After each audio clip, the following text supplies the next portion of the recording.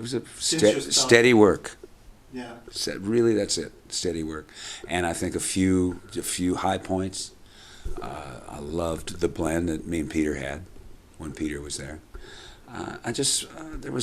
There was a few good moments, with that thing, and a couple of things that happened here and there that were probably cool things. Big band album, there was a couple things on there that were kind of nice. I thought Shelley Berg's work was great on the record. For the most part, I'd say the last 10 years is kind of uneventful. Just work. Same set, same songs, same set, same songs. And I was doing less and less and less, so it became more obvious that they wanted to become more of a tribute band to their original early selves than what I wanted to do. I mean, when I got in it, hey, David Foster was there, Peter Cetera was there. It was happening. It was swinging. And all those things are gone. So anyway, enough of that. Let's move on. Okay. Well, right now, my solo career, I'm probably better known in Europe and Scandinavia, and even in Japan for my solo work. And in the United States, I think there's a pretty big reputation for the Sons, and anybody who knows about the Sons goes crazy when they hear it. I mean, it's a really cool thing that's been around for a long time, and we've just added Tamara into the band.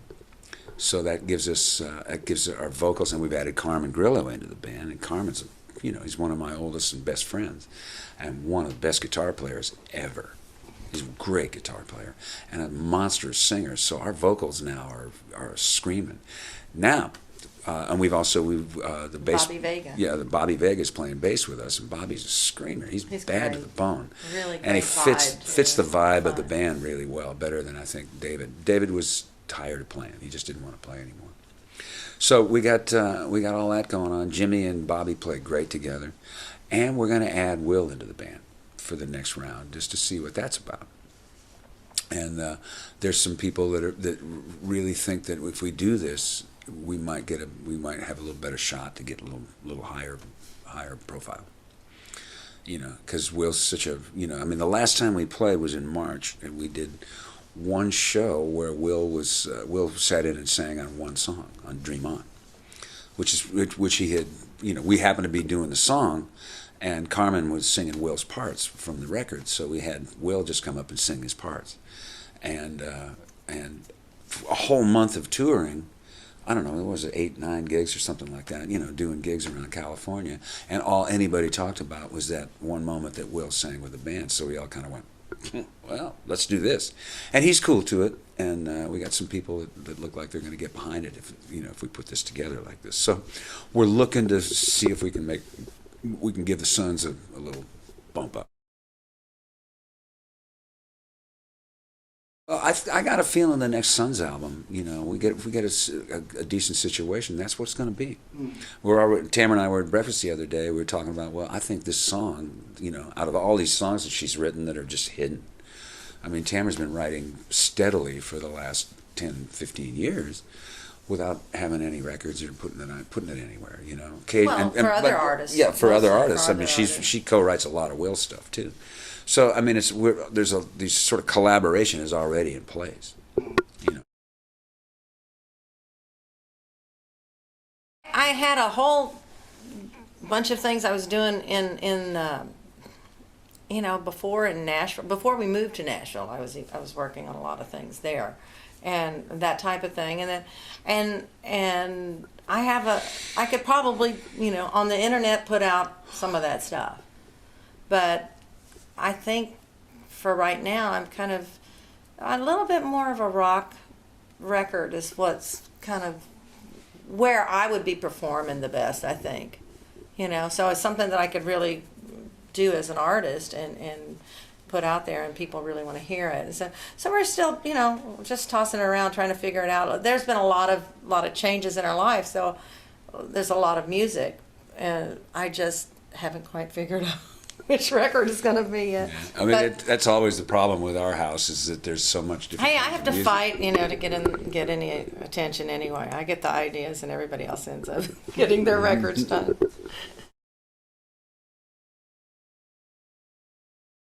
it's pretty rock, and it's pretty much rock, but it's a little bluesier edge, you know, so a little more R&B edge rock. So it's a little, even the things I did on my album that were harder rock, we've rearranged. Bill's actually rearranged it. He said, let's just try this so that it's funkier, that fits the band and what you feel like singing now. It doesn't feel like it's not like it's an old Def Leppard record or something, or Bryan Adams or something. This is, you know, so we're doing You Won't Get to Heaven Alive, and it's completely brand new. It's more exciting than it was when I first wrote it, you know, and recorded it. And I get to break strings. And Bill gets to play guitar like a insane. It's just great. It's really fun. I get to do my one solo. I have one. I play it over and over again, but I have one solo. But, you know, in the past 10 years or so, I've been spending time coming here and writing for other artists. And, you know, I think I have 3 gold records for other artists here. In Scandinavia? In Sweden. Or Denmark? I can't even remember. Sweden, and I think it's Sweden. Really? Well, Bjorn and Jessica. And Amelia. With Andreas and Douglas and you. Yeah. Anyway, so, you know, I've been writing for. Well, the Sons is it's always a little bit different than what my solo stuff would be. My solo stuff, I really kind of focus it a little more on the songs. With the Sons, I think what we're going to aim for at this point of the game is a little more open, a little more blowing space. I mean, we got a guy in the band who's been in the band since the first album, named Jeff Palmer, who's maybe as good a vibes player as anybody on the earth. So we try to open up some space for him to play, and let him do something like that solo on Soul Explosions. There's you know, the guy can play. I mean, there's no question about it. So we're even though the Sons is a kind of a song-based band, I think that the jam-based audience in the United States are going to probably get behind us. I mean, I hope they do. And I know a lot of the jam-based magazines and online things that they've already gone, whoa, the Sons are something everybody should check out. So I think we got a shot at, you know, at taking it up. You know, what I always refer to as getting it over the hump. You know, move it up to the next level and see if we can get things moving.